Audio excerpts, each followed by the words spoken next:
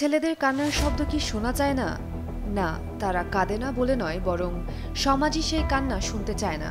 ছোটবেলা থেকেই শেখানো হয় ছেলেরা কাঁদে না, কান্না নাকি দুর্বলতা, আবেগ নাকি লজ্জার ব্যাপার।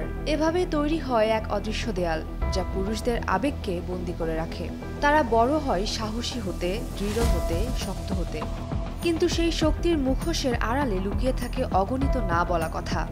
হাসির আড়ালে জমে থাকে ক্লান্তি, দায়িত্বের বোঝা ও নিঃশব্দ বেদনা। মনোবিজ্ঞানীরা বলেন, যখন কেউ বারবার নিজের কষ্ট চেপে রাখে, তখন সেই নীরবতা একসময় ভেতর থেকে ক্ষয় করে দেয়।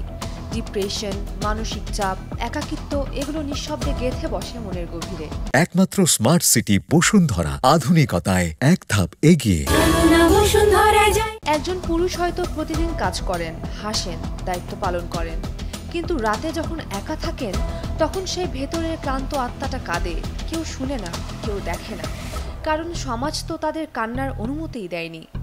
দুর্বল দেখাবে, সম্মান হারাবে, এই ভয় তাদের হৃদয়ে গেঁথে থাকে। তাই তারা চুপ থাকে, মুখে হাসি রাখে, ভিতরে ক্ষয়ে যায় ধীরে ধীরে।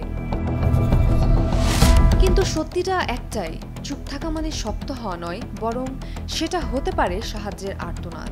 কাঁদা মানে দুর্বলতা নয়, বরং মানবিকতার প্রকাশ।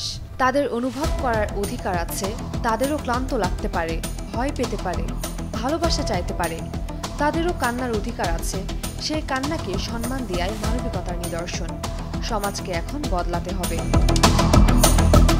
পুরুষদের আবেগ প্রকাশের সুযোগ দিতে হবে, শুনতে হবে তাদের না বলা কথা। যখন সমাজ শুনবে সেই কান্নার শব্দ, তখনই গড়ে উঠবে এক সহানুভূতিশীল প্রজন্ম, যেখানে কান্না হবে না লজ্জার, বরং হবে হৃদয়ের মুক্তি। উমের রুম্মান, ক্রান্তি, ডেলি।